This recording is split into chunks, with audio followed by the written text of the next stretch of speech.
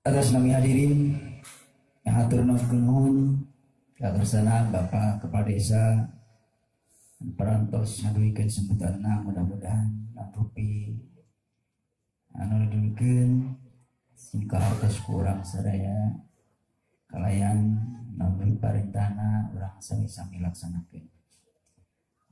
Kanggo acara salajengna acara anu kaopat acara anu diantos-antos nyaeta Maulidatul Hasanah atanapi siraman rohani apa insyaallah ke beres diukeun kersana Bapak Mukarram Bapak Kiai Haji Baharudin Sudasi di Sidoarjo mung satacana anjeunna ngaduikeun mangga urang sami-sami siapkeun mana siapkeun emutan siapkeun sagalana kanggo nampi kana fatwa silarang ujang mantenana mudah-mudahan nandrupingkeun paris diukeun mudah-mudahan sing kurang sadaya tiasa dilaksanakeun kalayan mudah-mudahan urang sadaya dipasihan ilmu anu barokah manfaat di dunya wa akhirat amin ya rabbal alamin. Ka pangarsa margi warga masyarakat dia seueur masyarakat orang Sunda kumari sakitu dina penyampaianana dan tekeni ku bahasa Jawa sadayana margi ka rawatos ka urang-urang Sunda upami anggo bahasa Jawa bararingung katinggal lama anggota-anggotaan tapi anggotaan bararingung kumari segitu pengenten ya 50% lah alias gado-gado bahasa Indonesia bahasa Jawa kami syukur-syukur tiasa bahasa Sunda. Bagian kali terakhir Bapak Mukarram ditutup paminten ku doa kumatna. Kersana mangga waktos senang tepat ka saeukeun.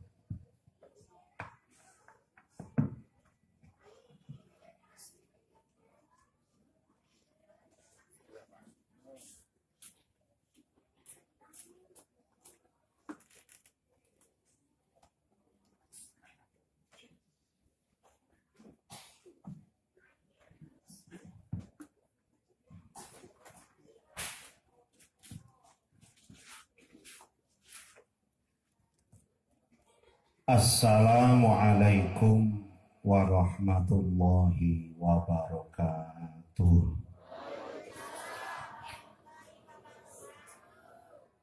Sudah ngantuk ya? Belum? Assalamualaikum warahmatullahi wabarakatuh.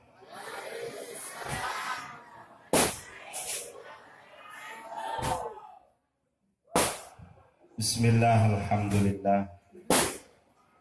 Wassalatu wassalamu ala rasulillah Sayyidina wa maulana Muhammad ibn Abdillah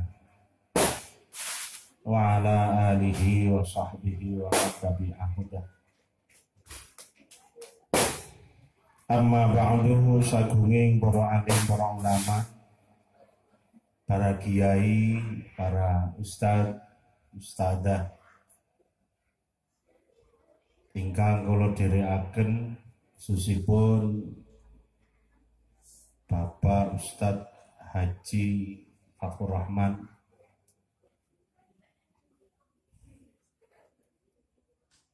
para sepuh, bini sepuh, Bapak Haji, Bu Hajah, tokoh masyarakat yang saya hormati. Tidak lupa pada aparatur pemerintah desa Ciuluk, Kecamatan Banjarsari, Bapak Haji Ramli, yang sudah kenal kurang lebih 6 tahun Pak Haji. beserta perangkatnya yang saya hormati dan yang saya taati,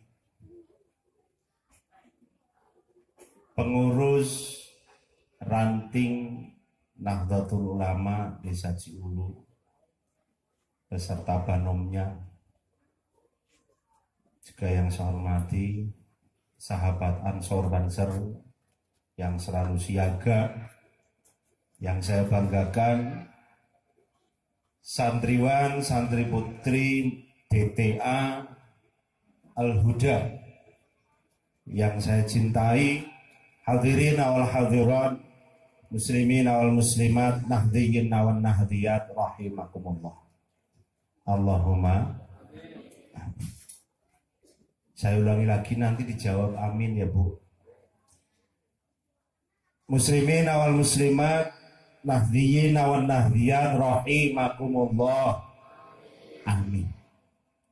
Jadi kalau ada yang ulama atau mubalik mengatakan rahimakumullah, Bapak Ibu jawab amin. Berarti artinya mudah-mudahan dirahmati Allah. Senang tidak Bu? Pak? Dirahmati Allah senang tidak? Senang. Alhamdulillah wa syukru ala Allah. Malam hari ini kita bersama bisa berkumpul dalam rangka Khatmil Quran Akhirus Sanah DTA Al-Huda.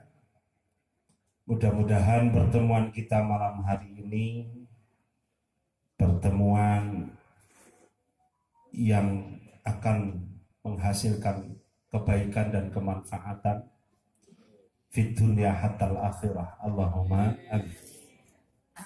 Sholawat dan salam mugi katur panutan kula panjenengan sedaya Kanjeng Rasul Muhammad sallallahu alaihi wasallam ingkang kula panjenengan yang kita bersama-sama ikuti syariatnya, dan mudah-mudahan kita semua diakui menjadi umatnya dan menerima syafaatnya besok di yaumul kiamah. Allahumma amin.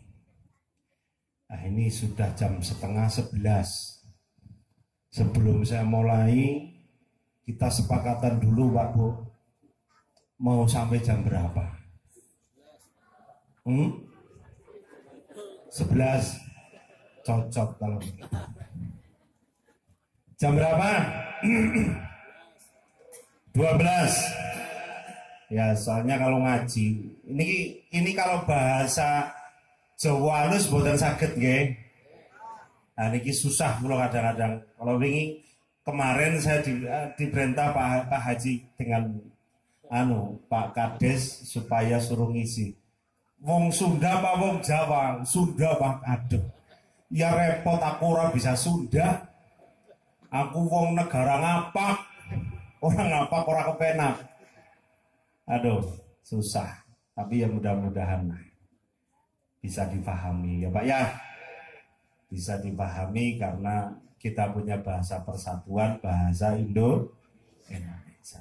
Jadi kalau ngomong bahasa Sunda saya bingung. Jadi sampean Bapak Ibu bilang di belakang ngomong apa saya nggak paham. Paling ya entek itu saja. Bapak Ibu yang saya hormati, acaranya Khatmil Quran dan Khatmil Quran ya, imtihan akhirus sanah. Kadang-kadang di dunia pesantren itu bicara akhirus sanah itu beda. Padahal akhirus sanah itu Dzulhijjah. Tapi kenapa di bulan Sa'ban, baru di bulan Sa'ban ini kok dikatakan akhirus sanah? Nah, ini istilah pesantren Pak Bu, akhirus sanah.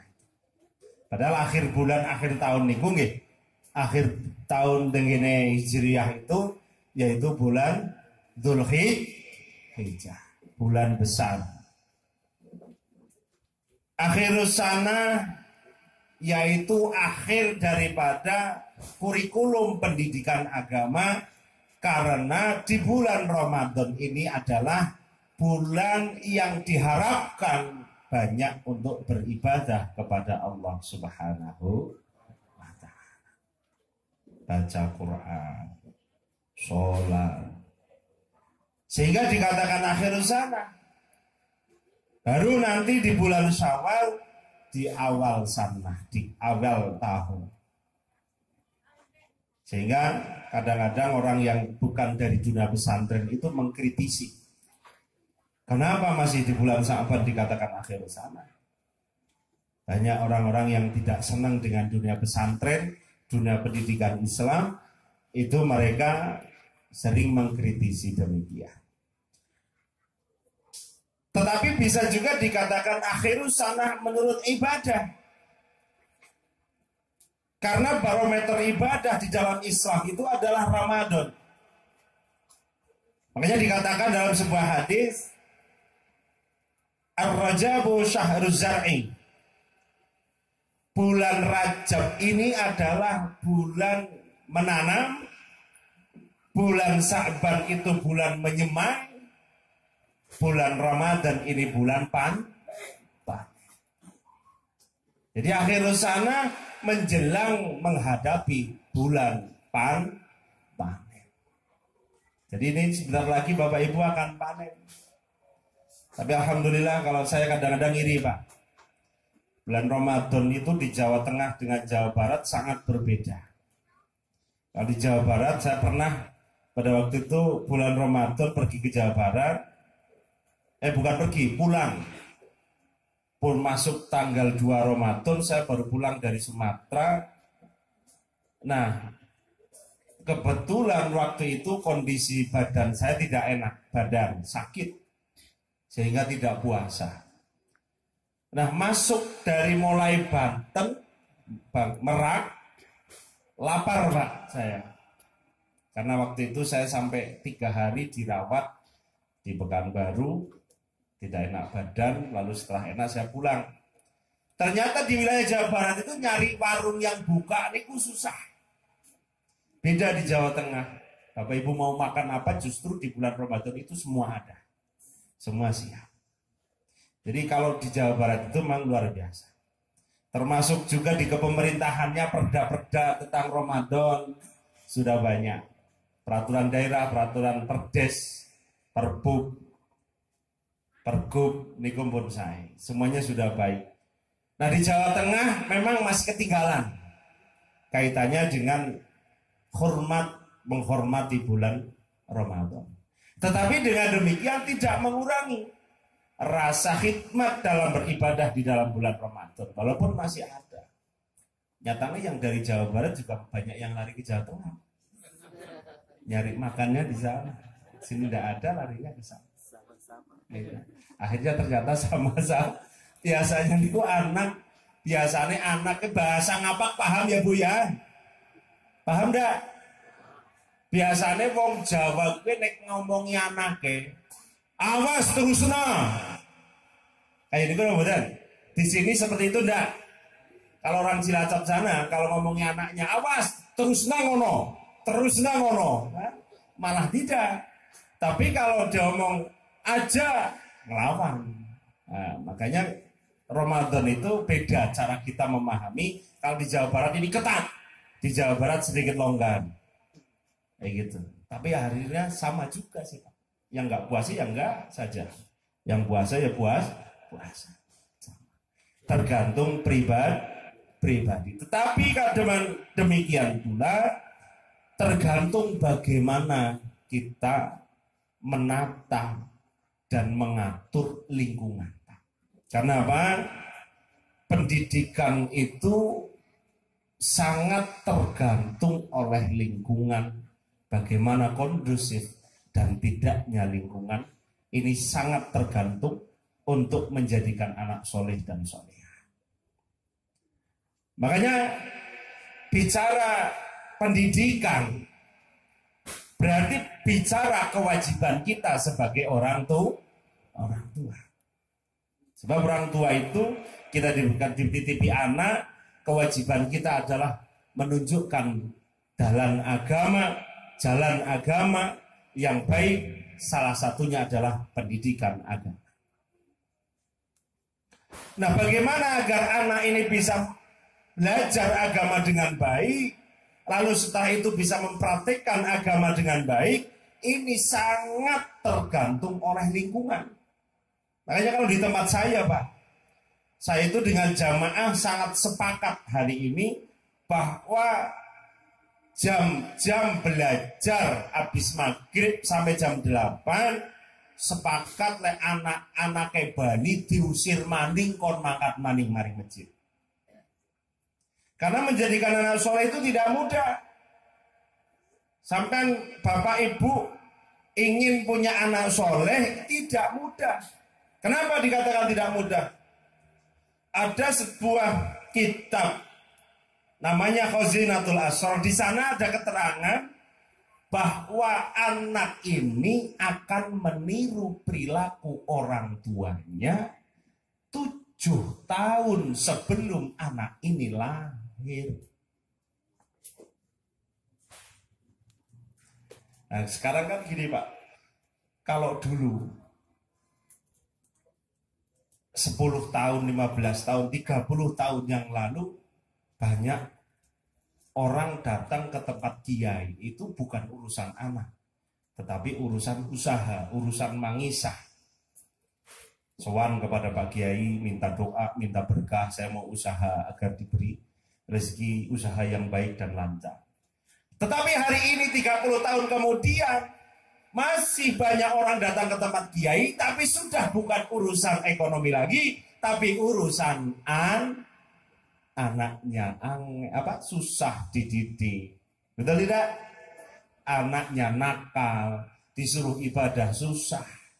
Ya kan? Sekarang banyak. Nah, ini biasanya yang lebih parah lagi, orang tua itu kadang-kadang bukan menyalahkan siapa-siapa, tapi yang disalahkan itu zaman.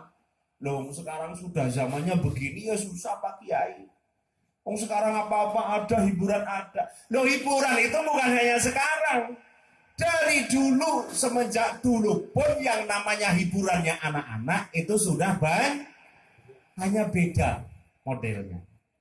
Zaman saya masih kecil itu ada, seorang Jawa itu ada jojangan. Apa kalau sudah ini mainan yang kejar-kejaran itu? Kalau terang bulan itu pasti malam rame ya Bu ya. Mainan kadang sampai jam 11, jam 12. Sama sekarang mainan anak dengan yang dulu sama, cuma beda teknologinya. Jadi bukan zaman ini yang salah. Mari kita introspeksi diri. Di Khazinatul Asrar dikatakan bahwa anak ini akan lahir di dunia, akan meniru perilaku orang tuanya 7 tahun sebelum dilahirkan. Pertanyaannya yang sekarang hari ini anaknya susah diajak pendidikan agama. Dulu bapak ibu 7 tahun sebelum punya anak, perilakunya seperti apa? Halo? Kok tegang ya Bu ya? Bisa dipahami ya? Bisa. 7 tahun sebelum dilahirkan, sebelum bapak ibu punya anak, sudah ditiru perilakunya oleh anak. Nah, kalau sekarang anaknya susah, angel, diajak pendidikan susah. Ini jangan salahkan zaman. Jangan salahkan mainan. Tetapi coba kita introspeksi diri. Sudah betul, sudah benar apa tidak kita sebagai orang tua, sebagai contoh anak, kius bener apa urung? Nah, lalu di bawahnya ada sebuah keterangan. Nah, bagaimana Pak Kiai kalau sudah terlanjur orang tuanya nakal? Dulu zaman mudanya ibunya begini, bapaknya begini, tapi kepengen punya anak soleh. Caranya gimana? Apa bisa atau tidak? Bisa. Tidak ada lain agar tidak ditiru perilakunya oleh anak. Satu-satunya cara adalah dengan taubatan nasuha. taubatan nasuha. Karena ketika orang itu sudah taubatan nasuha, betul-betul tidak mengulangi lagi dosanya, maksiatnya, itu dimaafkan semuanya salahnya oleh Allah, sehingga tidak akan ditiru oleh anaknya. Allahumma amin. Tapi alhamdulillah di Ciulu ini masih ada orang-orang peduli pendidikan. Ada lembaga pendidikan DTA. DTA ini singkatan apa ya? Diniyah Takmiliyah Awaliyah. Ini ya. Kalau di Jawa Tengah nggak jalan Pak Kades. Jawa Tengah DTA tidak jalan. Yang di jalan itu ya TPQ, Madrasah Diniyah. Cuma mungkin beda nama. Padahal program dari Kementerian Agama yang benar ini Pak, DTA ini, yang sesuai kurikulum dari Kementerian Agama. Bapak Ibu yang saya hormati, jadi topik kita hari ini adalah bagaimana kita nanti akan meninggalkan anak yang soleh dan soleh. Bagaimana berusaha kita hari ini meninggalkan anak kita soleh dan soleh. Karena kita sudah tidak punya harapan apa-apa kecuali anak yang soleh. Harta umpamanya, sedekah kita tidak tahu kita ikhlas apa tidak. Ibadah kita sudah benar atau belum. Tetapi kalau kita punya anak soleh, ini adalah simpenan. Tapi alhamdulillah di sini ada Pak Kades, ada generasi-generasi yang siap pendidikan agama terus berjalan. Tetapi juga harus tahu, sekali lagi saya katakan bahwa untuk menjadikan anak soleh itu harus menciptakan lingkungan kondisi yang nyaman, yang bisa menjadikan anak jadi anak soleh. Karena tidak cukup Bapak Ibu mungkin ketat kepada anaknya sendiri, diajari agama, setiap hari ditunjukkan agama. Tapi begitu keluar dia dari rumah ketemu dengan temannya yang tidak sama, habis sudah. Gimana betul? Nah, makanya perlu ada kerjasama yang konkret agar menciptakan lingkungan yang kondusif, menjadikan anak yang soleh dan soleh. Jadi awali dari orang tuanya. Makanya masjid ini adalah organisasi yang paling baik, masjid musola, organisasi yang paling baik untuk menciptakan anak soleh.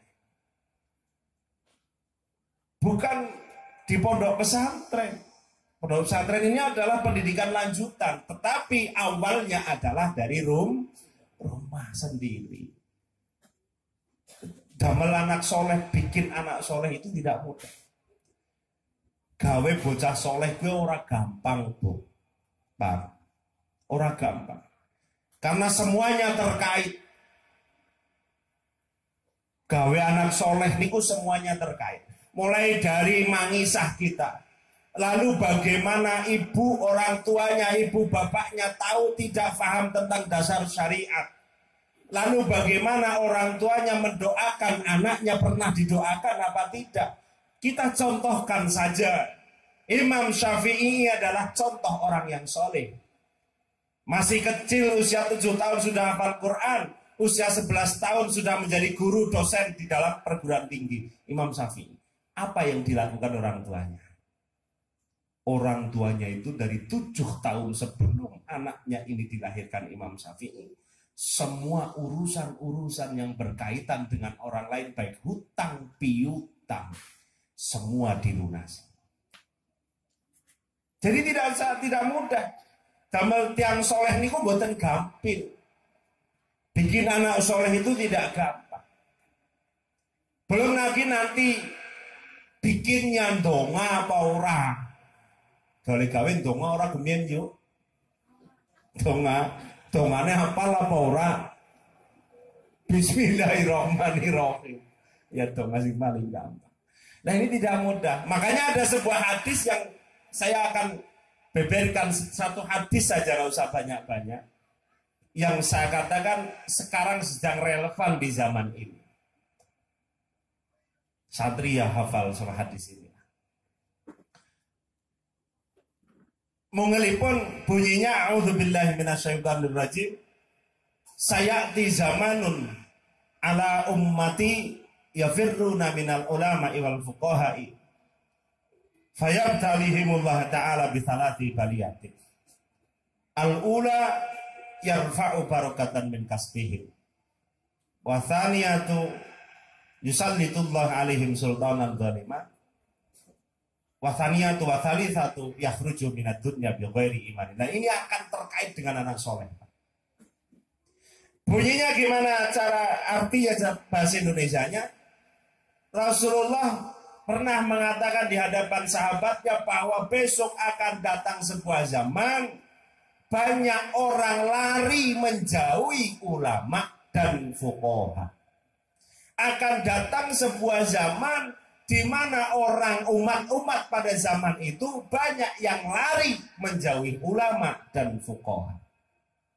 Lalu setelah itu Allah akan menurunkan 3 bala, 3 musibah. Pertama musibah, yarfa'u barakatan min kasbihim. Dihilangkan berkah kasabnya. Dihilangkan berkah kasabnya. Kasab tahu Pak, Bu? Usaha, ya usaha. Dihilangkan berkah usahanya. Berkah rizkinya. Rizkine kue berkah orang anak. Makanya sekarang kita sering melihat. Kalau bicara sekarang banyak anak yang nakal, susah diajak untuk ibadah, pendidikan agama susah, sepi. Ya karena apa? Banyak faktor dan salah satu faktor adalah mengisah usaha yang dijalani orang tuanya jauh dari keberkahan. 1. Yarfa'u barakatan min kasbihim. Niki musibah, Pak. Kenapa? Karena harta yang bisa menjadikan anak soleh itu hanya harta yang berkah. Karena ada tanda harta berkah itu ada 3. 1, tandanya harta kita berkah itu ada 3. Pertama, harta tersebut bisa menjadikan anaknya soleh. Yang kedua, harta tersebut bisa menjadikan rumah tangganya tenteram, bahagia, baiti jannati. Lalu yang ketiga, harta benda yang berkah adalah harta benda yang mendekatkan pemiliknya ibadah kepada Allah Subhanahu wa ta'ala. Coba kita cari. Hari ini biasanya orang sedikit hartanya banyak, jauh dari ibadah. Yarfa'u barakatan min kasbihim. Maka saya katakan bahwa hadis ini sekarang adalah relevan. Coba kita lihat sekarang, banyak orang itu sudah banyak menjauhi ulama dan fuqaha. Nyatanya sekarang dari dunia pendidikan saja, daripada di pesantren pasti banyak yang di pesantren. Yang sekolah lebih banyak daripada yang di pesantren. Sing mondokna bocah gue siki garis sedidik. Gila bener? Sing nyekolah naak. Soalnya ada kadang-kadang ada yang ngomong, lah kalau anak saya di pesantren nanti anak saya mau makan apa? Kalau besar kita makan apa? Makan kitab. Ini ada ancaman dari Rasulullah, akan datang zaman yang seperti itu. Menjauh dari ulama dan fuqaha. Pertama, pendidikan, lalu dunia usaha. Dunia usaha banyak orang yang lari menjauh daripada fuqaha karena takut nanti usahanya dikatakan tidak benar. Kalau orang dulu beda. Orang-orang dulu, orang tua kita mau usaha, dia datang ke tempat kiai, takut nanti usahanya ini udah bener apa belum, ini halal apa tidak. Apa sekarang ada orang yang mau bertanya seperti itu? Coba kiai ini, mana kiainya? Adakah orang yang datang ke rumah kiai sekarang menanyakan usahanya halal apa tidak? Ada apa tidak di sini?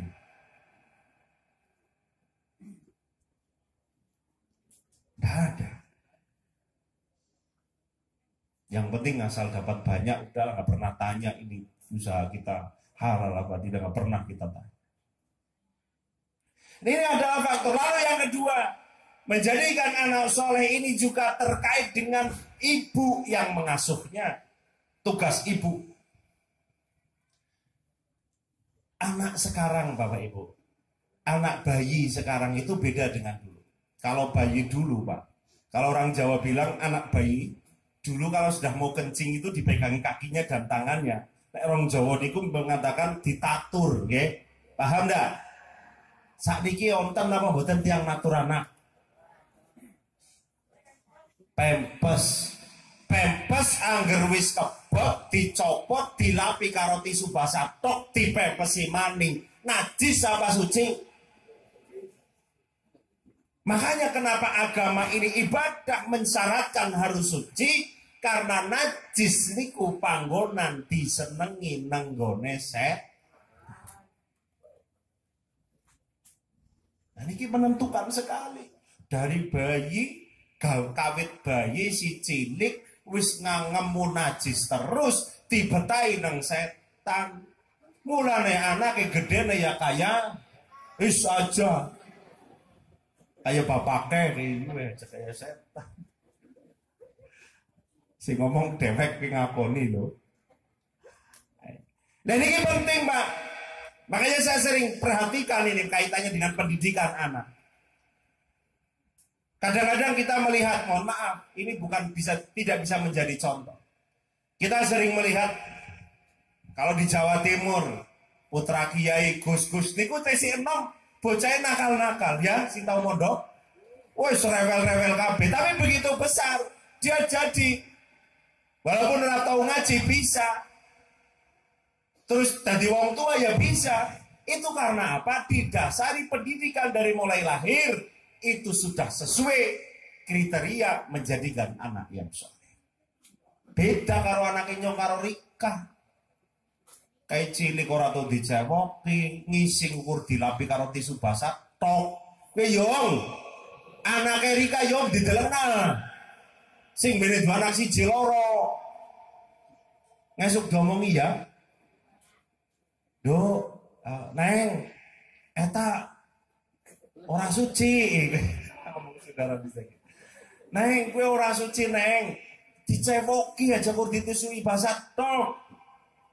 Nah ini sangat menentukan. Pertama dari makanannya, usahane bapake sing bener-bener harus bisa yakin bahwa usahanya ini adalah halalan toy. Sebab apa? Bagine arep digedhekna sekang rezeki sing digolet nang ramane. Usahane sing kudu-kudu bener-bener halal. Nek kepen anak soleh, kowe bapake golek-golek duwe. Nah, usaha yang paling baik berkah sing paling apik mungguhe Kanjeng Nabi kuwi siji pertama usaha dagang sing bersih. Tegese bersih, artine bersih sing ora nglomboni.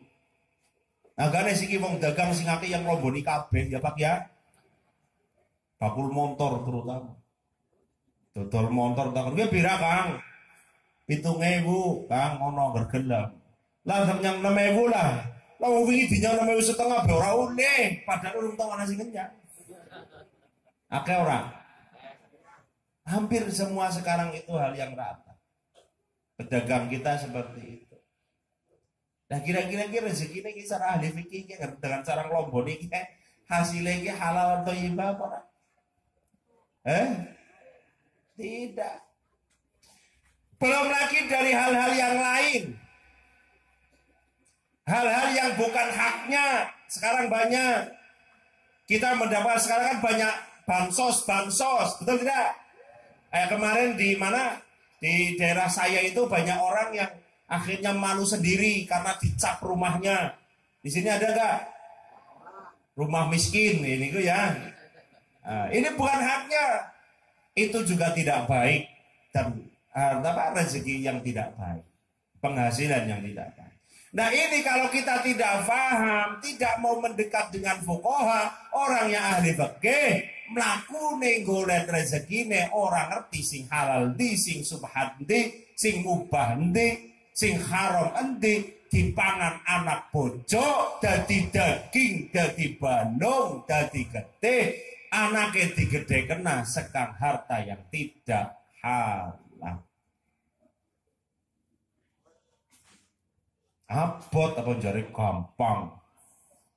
Bojo kawin-kawin duwe anak timpani. Ora cukup niku tok. Tidak cukup seperti itu. Pertama, yarfa'u barokatan min kasbih. Makanya kita tidak boleh jauh dari fuqaha. Sampean dari hari ini kalau merasa usahanya tidak jelas, datang ke Pak Kiai. Wonten apa ada di sini Pak Haji Fathur Rahman. Datang Pak Haji, saya mau tanya lah. Yang awan-awan isi dia mengi-mengi tekane, toke-toke ngopi. Pak Kiai, Pak Kajengan, Pak Ustadz, saya usahanya begini, ini halal enggak Pak Ustadz, tolonglah saya dikasih tahu. Sebab mau apa nanti hasilnya untuk ngempani anak bojo saya Pak Ustadz. Pernah enggak Bu,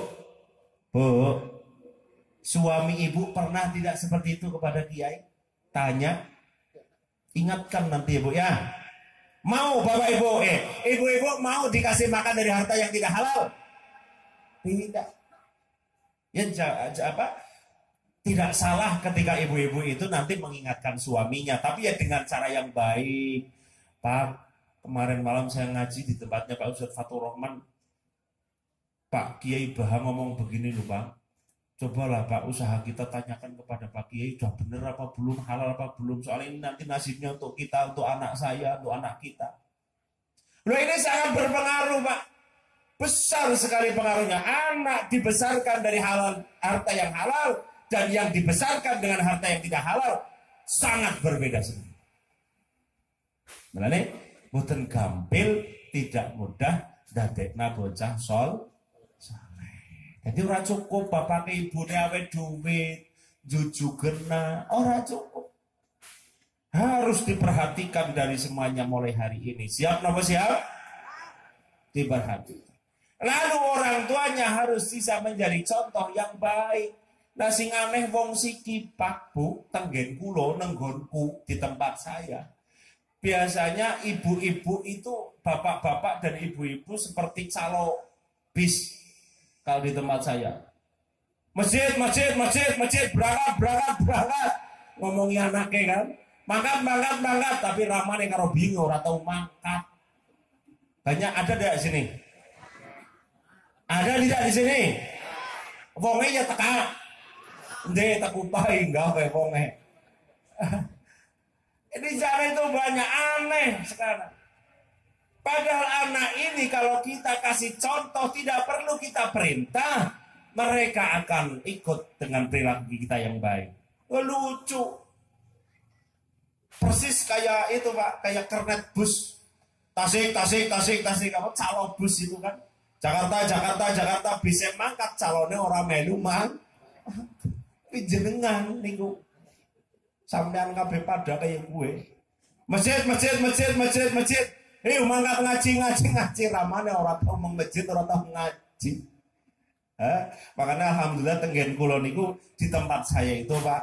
Kalau Pak Kuwu pernah kayaknya maghrib di tempat saya. Di tempat saya itu kalau maghrib, kakeknya, neneknya, bapaknya, ibunya, cucunya, anaknya, semuanya ke masjid. Bayi ya kasih tahu nang mau masjid kabeh, umai kosongi. Sebab apa? Ketika ada tempat yang lain yang ramai, anak ini cenderung lari ke sana. Tapi kalau ramainya di masjid di tempat satu itu, pasti anak ini akan semangat berangkat ke masjid. Makanya kalau anaknya kepengen ngaji, ya bapak ibunya harus mencontohkan. Jamaah. Nggak usah diperintah masjid-masjid ketika sampai maghrib selalu seperti itu yang dilakukan, pasti nanti anak akan merasa wajib menjalankan ibadah, merasa semangat menjalankan ibadah, merasa semangat netepi jamaah di dalam masjid atau mushola. Siap nopo siap Bu? Siap tidak Ibu? Jadi aja dari kayak calon bis perintah tok ning ora tahu mangkah. Lah yang aneh lagi sekarang TPQ kalau di tempat saya ibunya ikut sekolah sekarang ya. Madrasah itu ibunya ikut sekolah, tapi ya ibunya yang ngajari ngobrol sendiri. Nang kene anaknya sekolah, nang kana ngumpul biung ibu-ibu ngerumpi sana sini. Oh, kan? Ayo ikut ngaji lah. Ikut duduk di dalam, tidak apa-apa. Kalau tempat saya itu kalau anak-anak yang masih jilid 1, 2, itu ibu-ibunya duduk di samping anaknya ikut ngaji lumayan. Soalnya dia lagi jilid orang tuh ngaji kadang. Nah, makanya jadi ini judulnya sekarang anak soleh. Pengen punya anak soleh itu tidak mudah. Lalu setelah itu didoakan. Donga, Bu, sampai ibu-ibu pernah mendoakan anaknya tidak? Wis tahu dongana anaknya apa urung? Orang tahu lah. Wong boleh sembahyang wis salam klepat. Ngerti Rika salam klepat? Salam klepat ngerti apa ora? Ora tau wiridan, ora tau apa, boro-boro wiridan, wiridane TV. Didoakan, caranya gimana? Kita kirim Fatihah setiap habis sholat fardu. Sampai sholat fardu di Fatihah anaknya. Lah ngai suri pak anakku kok di Fatihah apa kena? Ya kena. Wong sing mati betekan apa manis sing urip. Ya. Bu. Ibu. Besok anaknya di Fatihah ya. Dikirim Fatihah setiap habis sholat fardu. Nah, niku. Lalu setelah anaknya kita didik, bukan anaknya saja, tapi juga nasib kita sebagai orang tua juga harus difikirkan. Soalnya sekarang banyak orang yang kadang-kadang saya lihat Bu di tempat saya itu, angger anaknya wis ngaji, ke wong tuane wis ayem rasane. Jadi wong tuane ku ngibadahi ora semangat, sebab wis ngaji si anaknya wis ayem. Padahal justru nasib kita inilah juga harus dipikirkan. Sawise anaknya ngaji, sawise anaknya dijujuk nang nggone pengajian, nang nggone tempat pendidikan agama, lalu nasib kita sendiri juga dipikirkan. Nasib awake dhewe iki arep kepenak apa ora dunyane, arep kepenak ora akhirate. Oh. Pak Rika tahu mikir awake dewek apa urung? Urung ya. Dan iki kudu dipikiraken. Syaratnya mikiraken awake dewek, wong ibadah kowe kudu punya modal pertama yang namanya irodah. Apa? Irodah. Irodah itu apa? Irodah adalah kemauan yang kuat menjalani ibadah. Semangat hatinya menjalani ibadah, ini namanya irodah. Bapak Ibu kalau ibadah semangat tidak? Bu, semangat tidak? Pak Kiai apa benar semangat Pak Kiai? Angger semangat tuh masjid karo langgar tuh kebekabe. Nyatanya diundang-undang ya ora tau pada teka. Nah, semangat apa ora? Pertama modal ibadah itu irodah. Semangat hatinya. Orang itu akan merasa punya irodah ketika dia punya rasa takut yang kuat kepada Allah. Wedi ora yung. Wedi ora karo Gusti Allah. Pak, wedi apa ora karo Gusti Allah, Pak? Wedi. Sionnya, sion ke Allah. Sion ke Allah. Orang itu akan bisa punya irodah, semangat menjalankan ibadah ketika punya rasa takut yang kuat di dalam hati kepada Allah Subhanahu wa ta'ala. Tapi kalau belum punya rasa takut yang kuat, mesti ibadahnya tidak semangat. Sekar PDW. Orang Jawa bilang sekar PDW. Kadang ibadah, kadang ora, kadang santai. Sih seneng karo urusan perkara-perkara sing nyenengaken. Mulane apa? Nah syaratnya kudu duwe rasa wedi sing kuat karo Gusti Allah. Lah carane wong kowe ora bisa duwe rasa wedi nek urung kelingan mati. Orang itu tidak punya rasa takut kalau orang itu tidak pernah teringat kematian. Niku urutannya kayak gitu. Orang itu akan semangat ibadah kalau punya rasa takut yang kuat kepada Allah. Orang itu tidak punya rasa takut yang kuat kalau orang itu tidak ingat kepada kematian. Sampai nate Bapak Ibu pernah berpikir mati belum Mbak Bu? Bu, Bapak Ibu pernah memikirkan tentang matinya diri sendiri? Pernah dipikirkan tidak? Apa yang dipikirkan?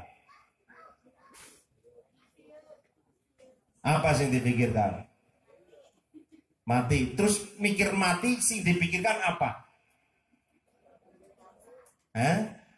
Pertama, orang mati prosesnya adalah satu syakaratul maut. Yang kedua adalah alam kubur. Lalu alam dibangkitkan lagi dari alam dikumpulkan di padang mahsyar. Lalu setelah itu dipanggil satu persatu, dilandrak atau diadili oleh Allah di hadapan Allah. Lalu setelah itu dimasukkan ke baik mau neraka atau surga. Sampai ibu bapak pernah mikir apa belum?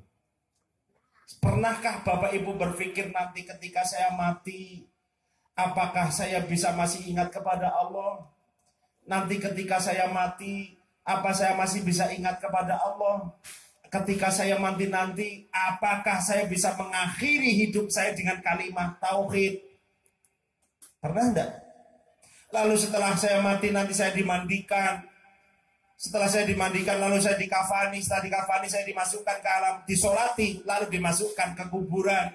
Begitu orang yang mengantarkan ke kuburan pulang, mundur 3 langkah, malaikat kubur mungkar nakir datang dengan muka yang menakutkan dan suara yang bentak-bentak menanyakan akidahnya. Ketika itu saya bisa jawab apa tidak?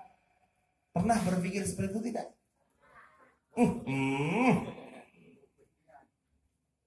Saya yakin kalau bapak ibu banyak memikirkan kematian, pasti hari ini masjid dan musola penuh dengan orang ibadah. Nyatanya hari ini masjid musola penuh itu kalau bulan Ramadan saja. Itu saja kalau tanggal 1, 2, 5, 7, 10 kurang ya. Berarti rasa takut tidak ada. Bu, takut itu adalah di dalam hati. Sementara hati kita itu ada 3 kriteria hati manusia. Pertama, kolbun salim. Yang kedua, kolbun marid. Yang ketiga, kolbun mayit. Ini i'anatut thalibin. Sing tahu ngaji ya ketemu mesti gue. Pertama, kolbun salim. Hati manusia itu dibagi menjadi 3. Pertama, kolbun salim. Nah ini nanti kita berpikir, kita sepakat bareng-bareng, Bapak Ibu nanti punya jawabannya. Saya ini yang nomor berapa? Nanti saya terangkan. Hati manusia itu ada 3. Pertama, kolbun salim, yaitu hati yang selamat. Yang kedua, kolbun marid, hati yang sakit. Yang ketiga, kolbun mayit, hati yang mati. Nah ini mangke nanti kita sama-sama akan tahu saya ini di mana. Yang salimkah atau yang maridkah atau yang mayitkah. Kolbun salim tandanya adalah ketika disebut nama Allah, hatinya menangis, hatinya sedih, teringat akan dosa-dosa yang sudah dilakukan. Itu tandanya kolbun salim. Lalu yang kedua, kolbun marid. Kolbun marid itu dia mau menjalankan agama, dia juga punya rasa takut kepada Allah, tetapi kadang-kadang juga dia melakukan maksiat. Itu kolbun marid. Ibadah-ibadah, maksiat-maksiat, jalan semuanya. Lalu yang ketiga, kolbun salim. Kolbun mayit. Hati sing mati, hati yang sudah mati. Hati yang sudah mati itu tidak diberikan petunjuk agama, sudah tidak mau mendengarkan sama sekali. Nah kira-kira Bapak Ibu yang semuanya hadir, Bapak Ibu itu sekarang yang di mana? Kira-kira Bapak Ibu ini yang nomor berapa? Yang mana? Kolbun salim tiadani ora tau teka melanggar kolbun salim. Anak-anak Allahu Akbar ya petan bae karo topokan bae. Ora tahu lah ya mbuh. Kolbun salim tandane ketika disebut nama Allah hatinya sedih, teringat akan dosa, takut akan ancaman Allah di akhirat. Akhirnya semangat merek ibadah. Nyatane diadani ya ora teka. Sing nomor loro, yang nomor 2 kolbun marid tandanya yaitu tadi. Kadang ya ibadah, maksiat jalan terus. Ibadah ya jalan, maksiat ya jalan. Lalu yang nomor 3 kolbun mayit. Nyatanya kalau dikatakan kolbun mayit, saya kira nggak mungkin. Ya nyatanya sampai malam hari ini ibu-ibu mau datang ke sini kan berarti tidak mati. Lalu yang nomor berapa Pak Bu? Nomor berapa? Ayo semangat Bu. Jujur. Nomor berapa? 1. Enggak percaya kalau nomor 1. Seorang ngandel-ngandel lah. Nyantane kon sedekah anane kaya iki bewur sifat tok urunane. Nomor berapa? Sepakat nomor 2 ya. Berarti kolbun hati yang sakit. Tapi saiki wis ngerti sakit ya garing diobati. Gelem ora diobati? Obat hati. Kan bisanya Jawa kan? Sundane ana apa ora Pak Kades? Tombo ati iku ana 5 perkara ingkang maca Quran eling maknane kaping pindho salat wengi lakonono kaping wong kang saleh kumpulono kaping 4 wetengira luweh ana kaping 5 zikir wengi lakonono salah sawijine sapa bisa anglakoni insyaallah nyembadani monggo sareng ilas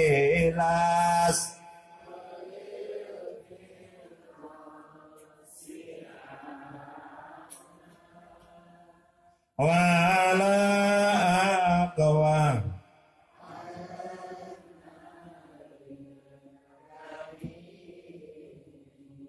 fahabalitau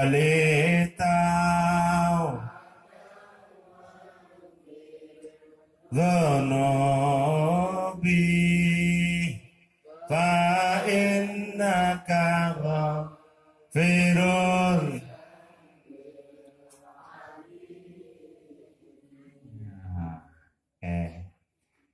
Wis ngerti mriyang ya kudu obate wis apal kabeh, wis ngerti ning ora tau diontal.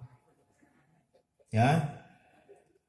Mau sepakat mriyang gari diobati. Obate apal kabeh, nyatane sampean apal kabeh iki melu nyanyi.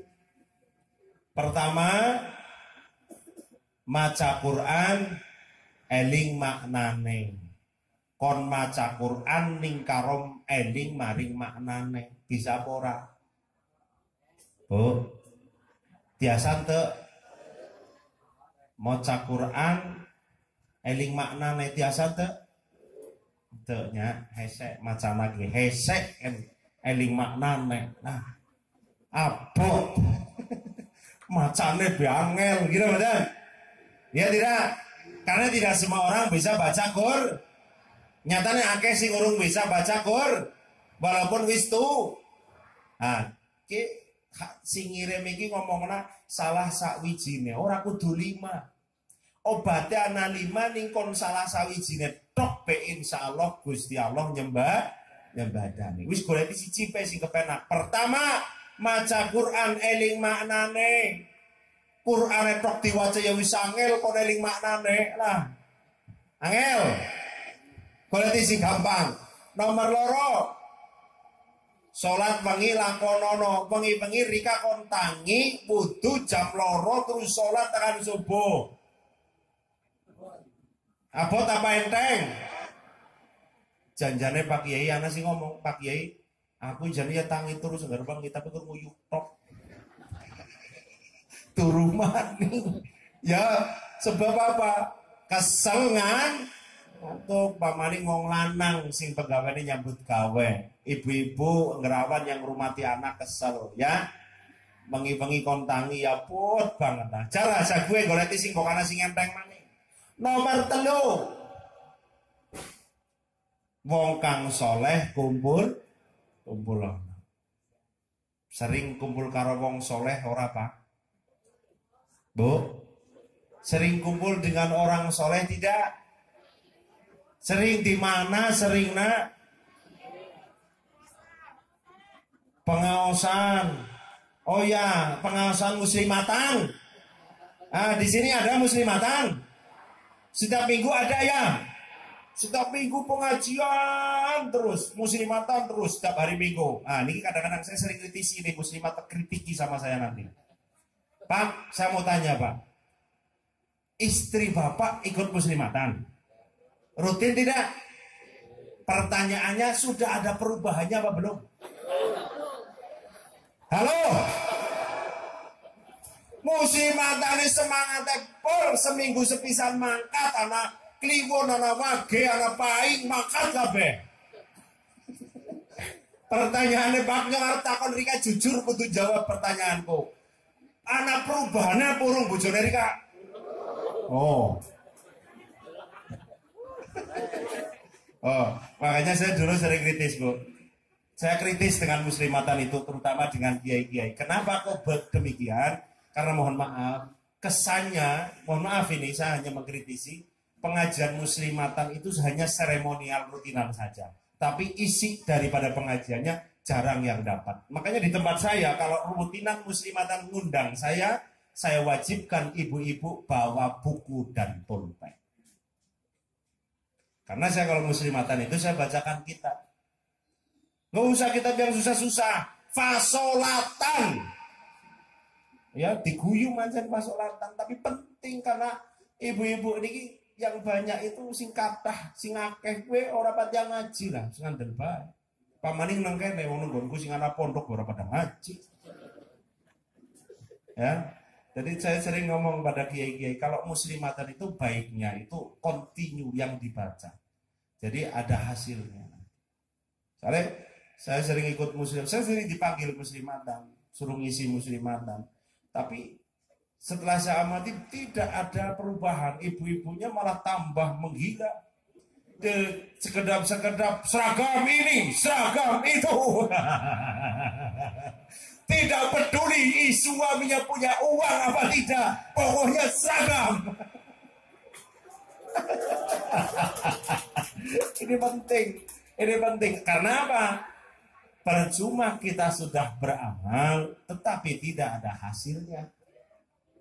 Ngajinya betul, diberi pahala Bapak Ibu. Pasti, siapapun yang berangkat dengan niat mengkaji, niat ngaji, pasti dapat pahala. Tetapi kalau pahala itu belum tentu merubah sifat. Yang namanya ngaji yang penting adalah merubah sifat. Dari sifat yang jelek menuju sifat yang baik. Ya ini tujuannya ilmu agama. Tujuannya pengajian itu begitu. Tapi kalau muslimatan terus tapi tidak ada perubahan, ya perlu kita kritisi. Pak Ustadz, ada Ustadz nih. Nih saya mohon nanti muslimatan itu bacakan kitab yang kontinu sehingga nanti ibu betul-betul ngaji dan pasti ada perubahannya. Nanti minggu ini ngajinya kitab fikih, minggu besok ngajinya kitab akhlak kayak gitu. Insya Allah, iya Pak Kades, ada perubahannya nanti, mudah-mudahan. Jadi orang wong lanang orang berubah seragam. Bapaknya tepuk tangan berarti anu merasa sebetulnya merasa berat tapi ya orang pengen izin. Ya Pak Bota dilakoni bebok Pak. Wong bojo nggih, istri yang tercin tapi ngerorana perubahan ya sih kepriwe. Aduh, wis ngaji muslimatane rutin, ngisi ngomai bojone bae. Alah. Bu, sing kelingan swargane nunut. Nun. Wong wadon kuwi swargane nurut paring wong lanang. Lan wong lanang arep mlebu swarga juga tergantung wong wadon. Nek wong wadone ora genah ya sing lanang abot mlebu swargane. Oh, wis. Wong lanang wong wadon swargane nunut wong lanang, ning wong lanang ya abot swargane merga wong Mulane sing manut karo wong lanang ya domongi sing manut, aja nyerengkal. Domongi nyerengkal ngentutan mani. Ben, mangsul nggih bali. Pertama yang namanya ibadah agar semangat menjalankan orang itu bisa sampai titik semangat menjalankan ibadah karena punya irodah. Orang itu tidak punya irodah kalau belum punya rasa takut yang kuat kepada Allah.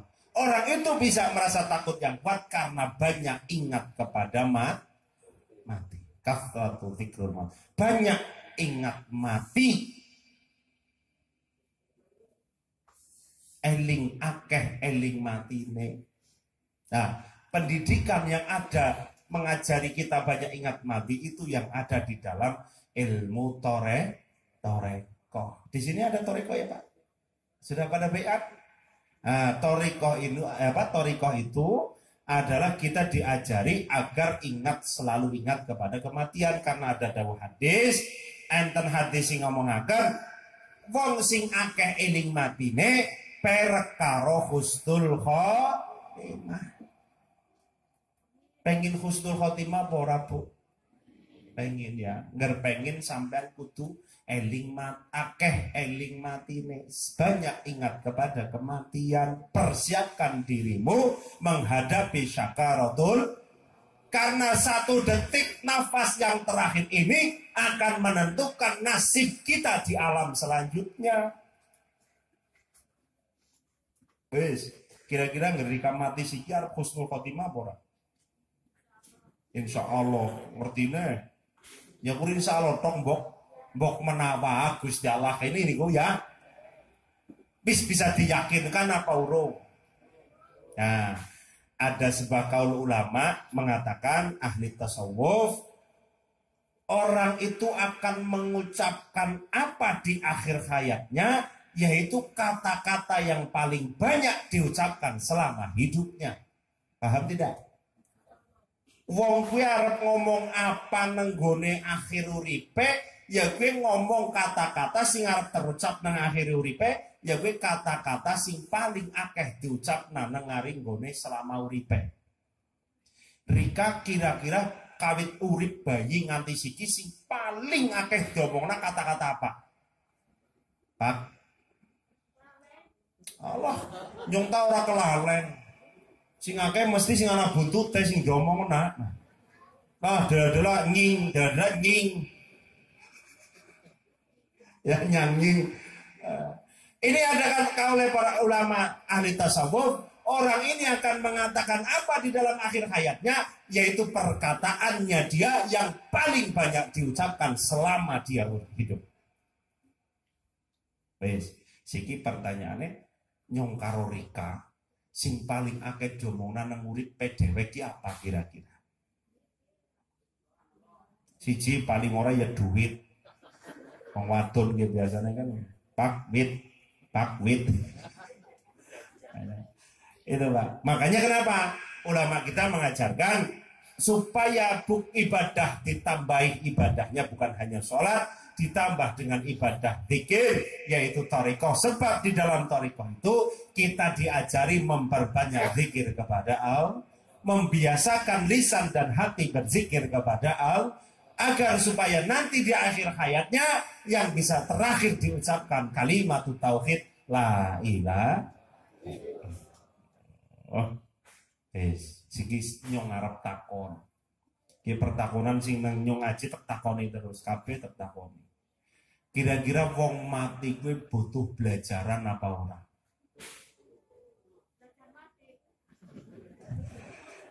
Wah, gitu takoni malah melu takoni. Kira-kira orang mati itu butuh belajar tidak? Butuh persiapan tidak? Ana sing butuh, ana sing ora. Belajar ya mati, ora belajar ya mending mati sing belajar apa sing ora? Ya, belajar ya mati, ora belajar ya ngibadah ya mati, orang ibadah ya mending mati sing ibadah disit apa sing ora?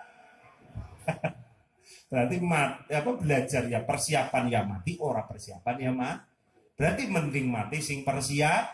Nah, thariqah ini adalah amalan yang terbaik, mempersiapkan diri menghadapi sakaratul.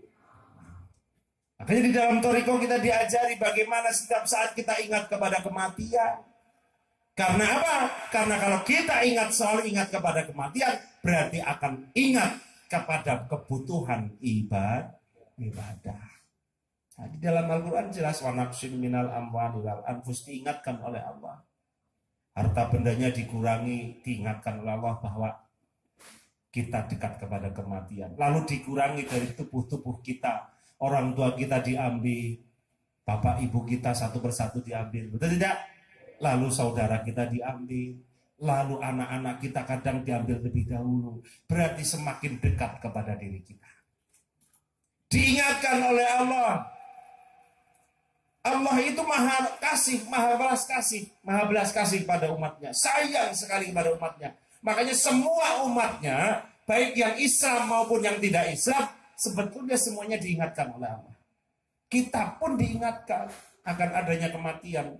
Ning sing akeh ora pada kera, sing akeh ora pada kera, tidak pada terasa. Padahal kita akan selalu diingatkan kematian. Wa naqsim minal anfusi. Kita dikurangi yang di luar tubuh kita, di dalam tubuh kita dikurangi terus oleh Allah. Hitung, mari yuk kita hitung bersama. Pertama, mata kita yang tadinya jelas lama-lama tidak. Gigi kita yang tadinya lengkap lama-lama yang tadinya bisa makan tulang, masan daging sama tulangnya masuk semua, sekarang tidak bisa, dikurangi terus. Lalu dari fungsi tubuh kita, anggota badan kita dikurangi semua oleh Allah. Ini adalah tanda agar kita ingat kepada kematian. Ning sing akeh ora pada kera. Nyatane rambutnya sing mikine ireng dadi putih, terus diirengi maning. Kumisnya putih maning, ben rasane nom terus. Ya kalau begitu nanti ya jauh daripada ingat mati. Sebab merasa masih belum butuh kepada ibadah. Sebab nopo rumus Pak, wong kuwi arep semangat ibadah, nek wis rasa butuh ibadah. Nah, kapan wong kuwi rasa butuh ibadah? Ya ketika diingatkan oleh Allah. Coba kita lihat, nggak usah kita cari contoh yang jauh-jauh. Kita lihat contoh di dekat kita. Kalau masih muda, uangnya banyak, seakan-akan kayak tidak akan mati. Betul tidak? Wis ora butuh ngibadah, wis ngetan ngulon, dengar, betul tidak? Tapi nanti pasti akan diingatkan, Allah akan mengingatkan kepada manusia, didatangkan rahmat kepada manusia itu, yaitu dikurangi tubuhnya, diberikan dia penyakit. Betul tidak? Seminggu ora kepenak, Bu. Nyong dene wis seminggu ora kepenak ya. Ayo periksa meng dokter, digawa meng dokter. Setelah sampai ke dokter, divonis oleh dokter, Bapak Ibu kena penyakit yang tidak bisa disembuhkan. Nah, baru nanti setelah diingatkan oleh Allah baru sadar, Bu, ya Allah nyong kenang diabetes, Makanya orang nasi mari biasanya diapa itu ora suwe kok. Bener rasa butuh ibadah. Ketika sudah butuh ibadah, badan kita sudah tidak enak dibawa ibadah. Betul tidak? Jengkong sedih lagi gerelar, melek kesuwen meri, pengajian kesuwen kepengine ban, jamang akan jengkong mahib tekan isa ora bet. Ketika hati dibangkitkan oleh Allah, diingatkan, ingat butuh, ingat mati baru butuh menjalankan ibadah. Tapi ketika itu badan sudah tidak kondusif diajak ibadah. Ini yang banyak kita akan seperti itu, Pak. Bu. Ketika masih muda, masih sehat, masih bugar, tenang, ngalor ngidul, motoran, dengar-dengar, gitu. Ya Allah. Wanaksi minal amali wal albus. Apa tubuhnya dikurangi oleh Allah. Makanya penyakit itu tidak selamanya musibah. Nah, penyakit yang musibah itu corona. Yang datangnya bersamaan berbarengan ini musibah. Tapi kalau yang datangnya kepada perorangan ini adalah rahmat. Sebab itu cara Allah mengingatkan umatnya. Makanya nek wong diwe mriyang berarti wong disayang Allah. Nek ora mriyang berarti ora disayang Gusti Allah. Iya, memang sakit itu adalah pengingat kita.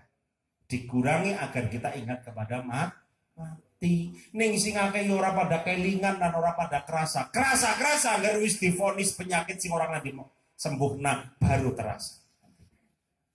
Nah, ketika itu baru merasa butuh ibadah, tapi badannya sudah tidak kondusif untuk diajak ibadah. Jekong sedih lapor, mripate maca Quran wis ora bisa. Ya. Nah, setelah itu mau apa lagi? Makanya persiapkan diri kita dari sekarang. Pompong badan kita masih enak. Ya. Anggota badan kita semuanya masih mudah. Quran, baca Quran masih jelas. Bacalah Quran. Ya, ibadahlah yang semangat. Ditambah, jangan hanya sholat saja. Loh, orang sekarang itu yang banyak kan merasa nyaman. Alah, yang penting wis sembayang iki, masa ora suwarga. Singkatan yang niku kayak niku, Pak. Merasa nyaman dengan apa yang sudah dilakukan hari ini. Loh, kalau kita hanya sholat toh, cuma punya modal satu, ibarat orang datang ke pasar, Bu. Sampean datang ke pasar Banjarsari bawa uang 1 lembar 100.000 rupiah. Sampai ke sana buat beli berambang, pamannya bawang merah. Bu, beli bawang merah, ternyata uangnya palsu. Kira-kira ibu bapak pulang lagi enggak? Ya pastilah pulang lagi diganti uangnya dengan yang tidak palsu. Tapi mati tidak seperti itu. Sampean punya hanya modal sholat toh. Satu modal uang bawa ke akhirat, ternyata sampai ke sana sholat ora diterima Gusti Allah. Wis ora bisa badi maning. Lah terus arep njaluk apa? Arep golek apa modalnya? Makanya ibadah jangan cukup sholat, tambahlah dengan ibadah-ibadah yang lain, yaitu dawamud dzikr. Membiasakan, memperbanyak zikir kepada Allah. Nah, hari ini orang yang banyak zikirnya ya hanya orang torekoh, wis andel bae. Sing ora torekoh ya ora tuh zikir lah, ngomong nggak tahu ya orang andel. Lah ngagir zikir nabawi yang 65 bar salat fardu be ora pada melu. Ya. Bar sembahyang rampung donga dhewek, wiridan kiai ini surunge kiai ini mulai astagfirullahaladzim. Alhamdulillah suruh mulai kiai ini kayak gue wis disiti metu kang langgar karo masjid. Ana ora sing kayak gue. Nah, lalu kapan kita berzikir, Pak?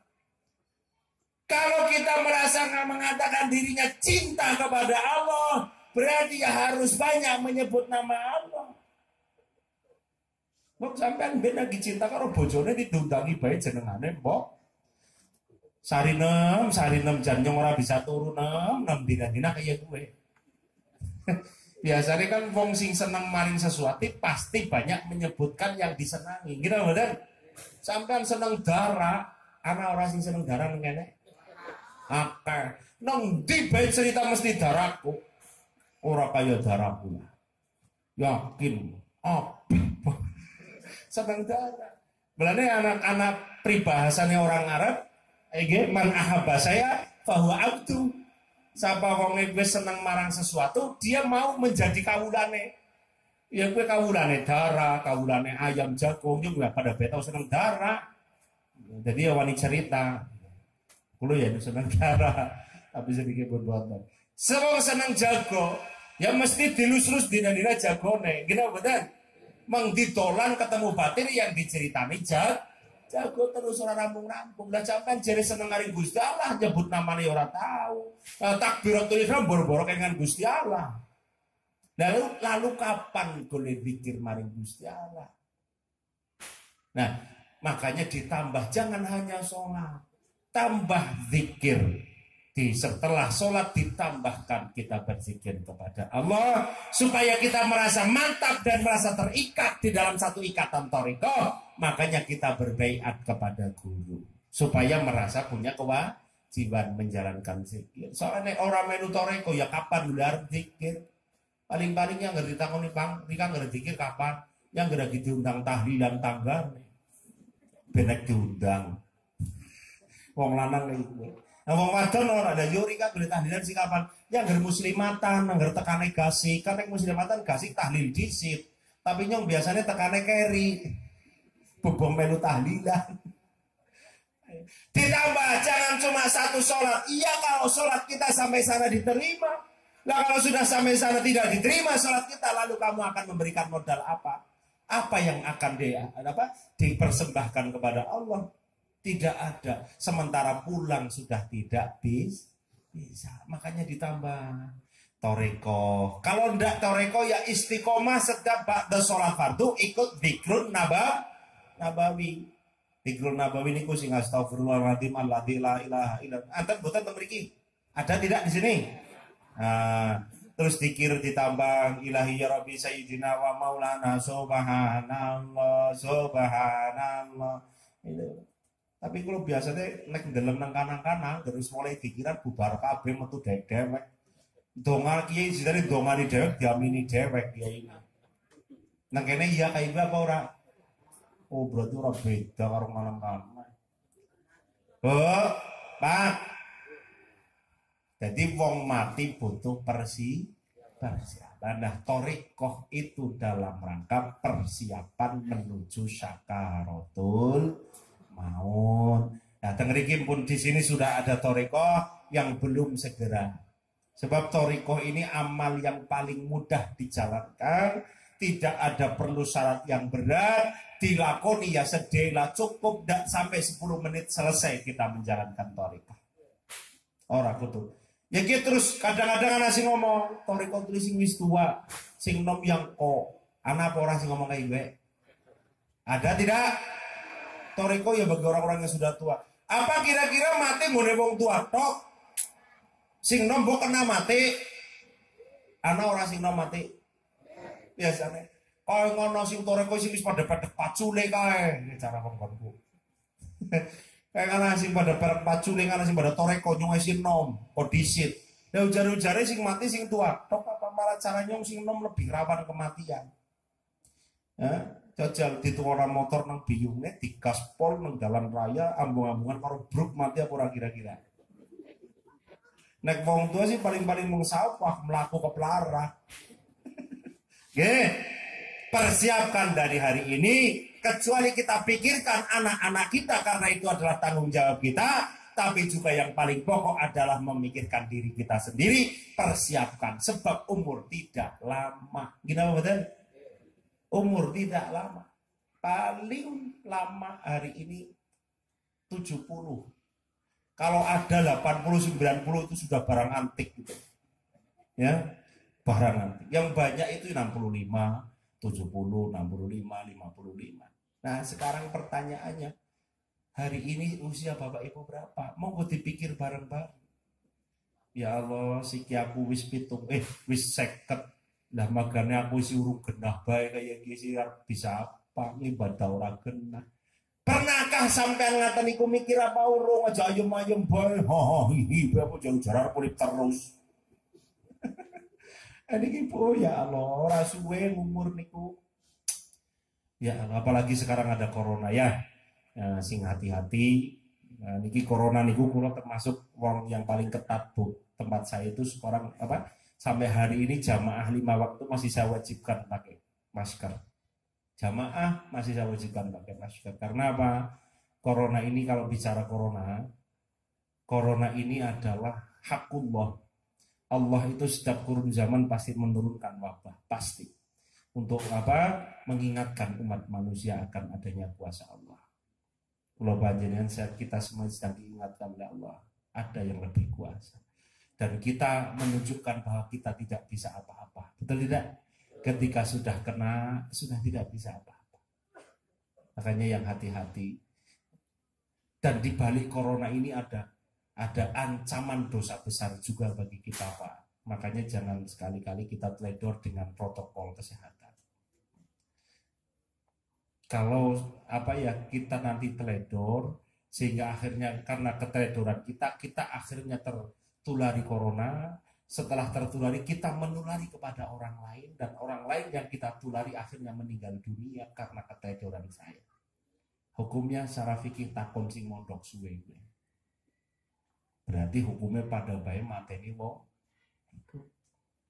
Makanya guru-guru kita seperti Gus Zuhrul Anam itu sangat berhati-hati dengan corona. Makanya kita harus hati-hati dengan corona. Jangan sembarangan, ya. Wong Rasulullah saja, Bu, ketika dikabarkan ada wabah penyakit, Rasulullah menutup pintunya, keluarganya yang di dalam tidak boleh keluar, yang di luar tidak boleh masuk ke dalam. Nah, pertanyaannya, kita dibanding Rasulullah itu dekat mana kepada Allah? Halo? Kita dibanding Rasulullah dekat mana kepada Allah? Ya pasti dekat Rasulullah. Rasulullah padahal beliau berdoa saja, ya Allah tolong lindungi anak saya dan keluarga saya dari wabah. Selesai. Lah Rasulullah saja berhati-hati dengan wabah. Kok kita yang jauh dari Allah gembelengan, ya kayak wis sakti ya. Ini kok saya sebetulnya kemarin masih pakai masker, tapi karena ini kan jauh ya Pak ya, saya nggak pakai masker karena menghalangi ngomong. Kemarin ke Sumatera saya juga begitu, tapi alhamdulillah vaksin, ini bicara vaksin, alhamdulillah saya sudah 2 bulan awal Pak, periode awal saya divaksin periode pertama saya sudah divaksin. Nah ini kadang-kadang ada orang yang merasa takut divaksin, ada tidak di sini? Lah mau nyobeti divaksin takut. Ini Pak, obat corona, ini bicara hukum agama saja, bahwa dasar menjaga kesehatan itu hukumnya wajib. Menyakiti tubuh kita hukumnya haram. Nah sementara satu-satunya obat yang bisa untuk menanggulangi corona ini adalah vaksin. Bagi saya pribadi hukumnya wajib. Sampai tahu ngerti ilmu kita baru ngerti. Gori manut baik kepenak orang sedang rewel ngerti orang rewel. Manut karo Pak Kuwu, karo Pak Kiai Pak Haji Fatur Rahman. Semanut karo sing ilmu. Aja nang guri rewel ngerti ora hukume. Menjaga kesehatan hukumnya wajib. Nah sementara ancaman kesehatan hari ini adalah corona. Obatnya hanya satu-satunya, penanggulangannya dengan berarti vaksin hukumnya wajib. Aja wedi orang apa-apa, yang wis divaksin itu ya aja bagi malah tambah sehat. Betul Pak, bahwa setelah divaksin itu memang imunitas kita akan tambah, daya tahan tubuh kita akan bertambah, tidak mudah masuk angin. Itu, makanya aja khawatir. Insya Allah kita pemimpin kita kiai lah, dan pasti ketika mengeluarkan kebijakan apapun sudah ditinjau dari hukum agama. Nah, tadi ancaman yang kedua, niki mau ngibadah pun nggih.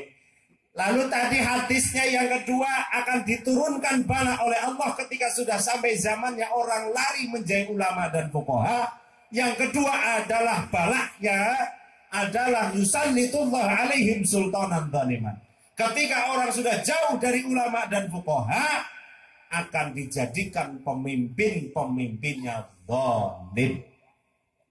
Dol. Makanya harus ikut ulama dan fuqaha. Ulama juga ya harus hati-hati. Ulama itu yang seperti apa?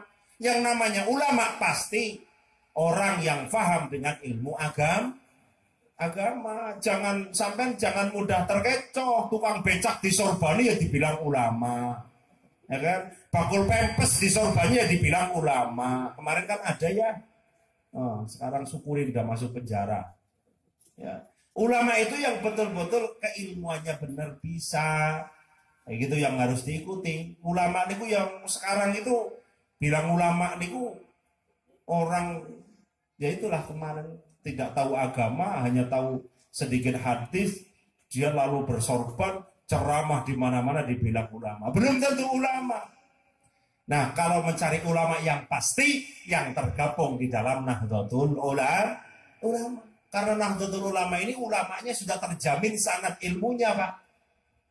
Makanya salah satu kenapa Kiai Hasyim Asy'ari ini kundamel jamiah Ahlus Sunnah wal Jamaah, kecuali menjaga akidah Ahlus Sunnah wal Jamaah, salah satunya adalah menjaga sanad ilmu agar jangan sampai terputus.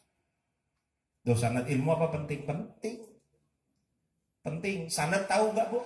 Silsilah ilmunya itu sanad ilmu. Karena apa? Islam ini akan dijaga dari dua arah.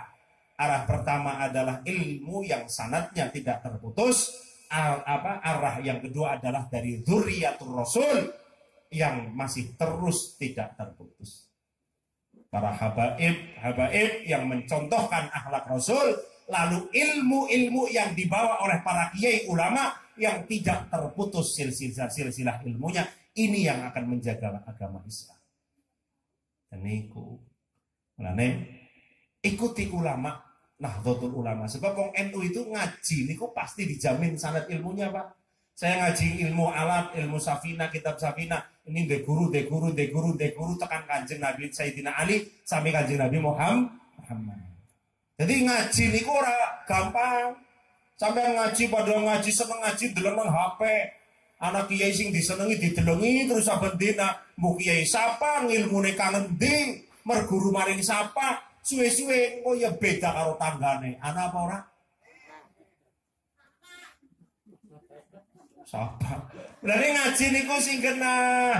Ngaji maring sanad ilmu sing genah nek ora genah.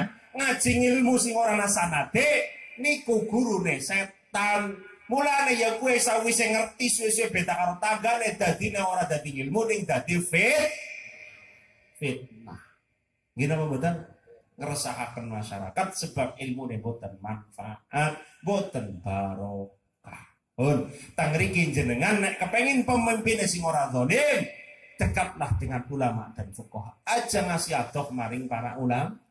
Lalu yang terakhir, ketika ada zaman orang lari jauh dari ulama dan fuqaha, yaitu ancaman yang terakhir, yakhruju minad dunya bi ghairi imanin. Akeh wong mati tanpa membawa iman. Na'udzubillah. Dah mati sing orang gawe iman sing kaya apa? Ya mati overdosis, mati oplosan.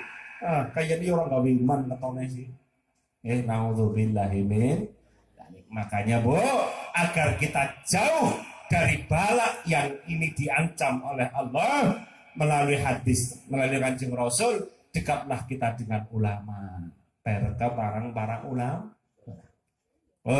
Lalu tambane sing nomor 4 niku wau wis nomor 3 kumpul karo wong soleh. Sampeyan ora tahu muslimatan tapi urung mesti kumpul karo wong soleh kuwi kudu maksude ngaji, Bu. Jenengan seneng sowan maring kiai takon hukum. Nek bodoh aja isin takon hukum. Nyong kaya jering bojoku dosa apa ora ya Pak Kiai? Tahu ora rika takon. Ora tahu mulane ayem-ayem bae gue nglakoni dosa. Dekatlah kepada ulama, para kiai menanyakan tentang hukum ngaji. Ini gue ya abot ora tahu wong sowan kiai ya setahun pisan. Sowan kiai, sowan ulama itu setahun sekali. Ketika hari raya.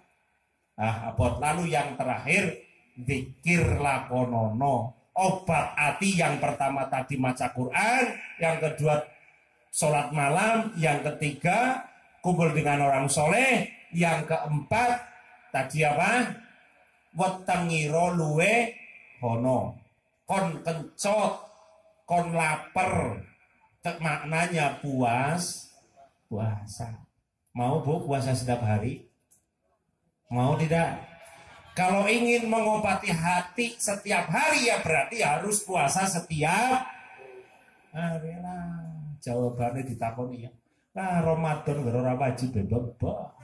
Ya gelem ngelakoni ya, ini ya gelem ya puasa terus tapi ya turu bae tekan sore men ora kerasa kricok. Aduh ya Allah. Kon puasa tiap dina ya abot. Lalu yang terakhir zikir lakonono, artinya melaksanakan zikir. Ya gue ngakehaken nglakoni zikir. Insyaallah zikir niki gampang. Kira mboten? Wong zikir gampang apa angel? Angger sing ngomong angel getak nang nyon. Nek wong ngucapaken la ilaha illallah kok angel. Berarti kalah karo putune Rika. Nggih. Anak kecil tuh biasanya kan sering diajari zikir ya. Nang zikir nang. Karo putune pinter Rika ora bisa. Ya, zikir niku mudah. Salah sewijine sapa bisa nglakoni insyaallah Gusti Allah nyembah. Pun ora usah lima-limanya, jangan lima-limanya. Satu saja sing paling mudah. Sampean zikir, banyaklah zikir kepada Allah. Istiqomah sedang pada sholat fardu. Sebab zikir satu yang diterima oleh Allah ketika ditimbang beratnya dengan langit bumi saisine, tesi abot zikir siji sing diterima nang Gusti Allah. Ya mbok menawa moga-moga setiap hari kita berzikir satu saja kita diterima zikirnya di hadapan Allah, bisa menjadi kafaroh tebusan dosa-dosa kita. Allahumma bon tambah zikir. Besok yang belum torikoh segera torikoh, masih muda torikoh baik, orang tua torikoh bagus, apalagi yang sudah tua persiapkan dirinya menghadapi syakaratul maut. Mudah-mudahan dawe Gusti Allah ku anfusakum wa ahlikum naron, jaga awake dhewe, keluarga, anak-anak cucu kita arahkan kepada jalan agama sehingga besok di dalam akhirat kita bersama-sama dengan keluarga akan masuk kepada surganya Allah. Allahumma amin ya rabbal alamin. Lalu Pak Bu, satu lagi ya, siap ya? Tadi sepakatnya jam 12, masih kurang 10 menit. Apalagi kalau kita anaknya tahfidz, menghafal Quran. Ada belum di sini yang menghafal Quran? Sudah ada? Di lingkungan sini sudah ada belum? Sudah ada ya Bu? Tahu tidak Bu pahalanya orang yang menghafal Quran? Halo? Pak? Tahu tidak pahalanya, manfaatnya orang yang menghafal Quran? Orang yang hafal Quran itu, dia yang hafal Quran dijaga sampai akhir hayatnya, dia akan dimasukkan surga tanpa dihisab. Masuk surga tanpa hisab. Tapi bukan di situ saja selesai. Orang yang hafal Quran ini bisa memberikan syafaat kepada keluarganya, 10 keluarganya. Jadi nek sampean duwe anak hafal Quran, insya Allah sampean kuwi mesti disafangati nang ngene anake. Allahumma. Lan 10 keluargane disafangati. Mesti kan sing nomor 1 ramane karo biyunge ya. Nembeko adine tunggale ponakane pamane kan. Makanya berjuang hari ini Pak Bu, perjuangkan anak-anak kita, datangkan ke pondok pesantren. Suruh dia arahkan kepada tahfidz, menghafal Al-Quran. Karena apa? Ini bagian dari perjuangan kita agar kita dijauhkan dari api neraka Allah. Allahumma amin ya rabbal alamin. Datangkan alhamdulillah di tempat saya, termasuk Pak Kiai Ustadz Fakhur Rahman, putranya, anaknya di tempat saya. Doakan mudah-mudahan yang kerasan ya. Mudah-mudahan yang kerasan di sana Nanti ada tambah teman-temannya lagi. Insya Allah ini akhir sanah besok malam Jumat besok Pak Kades. Itu ada 4 anak yang tahfidz, ada yang sudah bin nadhor 30 anak laki-laki, 30 anak perempuan, yang bil ghaib yang sudah dikatakan tahfidz lulus ada 4 anak perempuan dan 2 sebetulnya ada 2 laki-laki tapi karena laki-laki sudah keburu pulang tidak ikut khatmil Quran. Jadi kalau pingin anaknya khatmil tahfidz Quran di tempat kami ada, silahkan. Ini besok awal tahun, lembaga pendidikannya umum juga sudah tersedia dari tingkat SMP sampai SMA. Monggo, karena ini kewajiban kita bersama, ya. Kita adalah kewajiban mendidikkan anak-anak kita di jalan kepada jalan agama. Sekolah niku nggih pendidikanku. Tapi kalau jauh dari agama, berarti sampean belum netepi kewajiban. Yang diwajibkan oleh Allah adalah menunjukkan jalan agama. Nah, kalau sekolah kau tidak dekat dengan jalan agama, berarti orang tuanya belum belum menunaikan kewajibannya. Nah, di pondok pesantren ini tempat yang paling baik agar anak-anak kita soleh dan solehah. Kita meninggal nanti akan selalu dikirim doa oleh doa-doanya anak soleh. Allahumma amin. Dan mari kita doakan teman anak kita yang khatmil Quran, mudah-mudahan dijadikan anak yang bisa menetepi agama Islam sampai akhir hayatnya, dan mudah-mudahan Qurannya ini bisa memberikan berkah kepada anaknya sehingga dekat menjadi anak yang salih dan salihah. Dan mudah-mudahan dengan khatmil Quran ini, 1 huruf di dalam Al-Quran yang dibaca oleh anak-anak ini adalah doa-doa kita semua sebagai orang tua. Dan orang yang menyaksikan khatmil Quran ini akan didoakan oleh malaikat rahmat yang di dalam Quran yang sejumlah huruf di dalam Al-Quran mendoakan kita semua. Mudah-mudahan kita mendapatkan berkah khatmil Quran, didekatkan hatinya ibadah kepada Allah, dijauhkan dari maksiat, didekatkan kepada ibadah dan semangat ibadah kepada Allah, ditetapkan iman Islamnya, dijadikan kita orang-orang yang selalu ingat kepada kematian, selalu ingat kepada nikmat Allah sehingga menjadi orang yang pandai bersyukur, orang yang pandai beribadah, dan yang diminta paling akhir ayat kita bisa mengucapkan kalimat tauhid la ilaha illallah dan menjadi orang yang husnul khotimah. Allahumma amin ya rabbal alamin. Al-Fatihah. A'udzubillahi minasyaitonir rajim. Bismillahirrahmanirrahim. Alhamdulillah rabbil alamin. Rahmanir rahim maliki yaumiddin. Iyyaka na'budu wa iyyaka nasta'in. Ihdinas siratal mustaqim. Shiratal ladzina an'amta 'alaihim ghairil maghdubi 'alaihim. A'udzubillahi minasyaitonir rajim. Bismillahirrahmanirrahim. Allahumma shalli 'ala sayyidina Muhammad wa 'ala ali sayyidina Muhammad. Sayyidil awwalina wal akhirina salimah wa ta'ala tabarakana dengan ashabi Rasulillah ajma'in. Alhamdulillahi rabbil alamin. Hamdan syakirin, hamdan na'imin, hamdan yuwafi ni'amah wa yukafi'u majidah. Ya Rabbana lakal hamdu kama yanbaghi sultani. Allahumma ighfir lana dzunubana khatayana kullaha dzunuba abaina ummahatina ajdadina masyayikhina jami'il mu'minina wal mu'minat wal muslimina wal muslimat al ahya minhum wal amwat wa tabi'an bainana wa bainahum bil khair rabbi ighfir warham wa khairur rahimin wa la haula wa la quwwata illa billahil azim. Allahumma shalli ala sayyidina Muhammadin wa ala sa'iril anbiya wal mursalin wa ala alihi wa sahbihi ajma'in adada ma fi ilmi llahi azim salatan taj'aluna biha min ma min alikal arifin tukrimuna biha karamatan maghfiratan hatta qadarna al-masya min al-masyriqi ila al-maghribi fi sa'ati mahdin sa'ati sayyidil mursalin arzuqna biha ghafaratat talabiti wal amwali wal ashabi wal adbami wal adhiyafi wal ahwali fi kulli yawmin wa laylatin min jami'il afaki min yawmina hadha ila yawmiddin wa tulhimuna biha ulama laduniyata biha min malikatil muqarrabin wa tujibu biha da'watana bisya'ata wal karama fid dunya wal akhirah min al-maghfurin wa ta'udhu barakatuha alaina wa ala awladina wa ala dhurriyyatina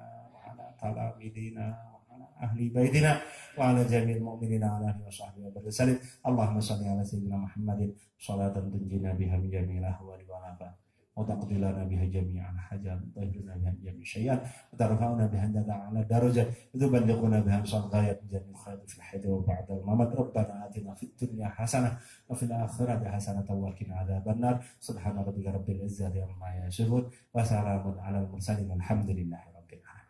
Mekaten ingkang saged kula aturaken itu yang saya sampaikan. Mudah-mudahan pada manfaatnya Pak Bu ya. Nah, ngaji dengan saya tadi dapat apa Bu? Oh, tadi dapat apa ngajinya? Ya kan, bingung kan, banyak tok jawabannya. Banyak. Nah, ini pentingnya ngaji Pak. Makanya ngaji itu harus dibaris bawahi. Mulanya sih ngaji muslimatan orang beda nih. Ditakoni ngaji apa sih yo? Mbuh. Nah, yang penting itu tadi ya, menjadikan anak soleh itu tidak mudah. Persiapkan rezeki kita harus dipastikan halal. Ibu-ibunya ini ibu-ibu muda, anak-anaknya harus suci ya, jangan sampai tidak suci.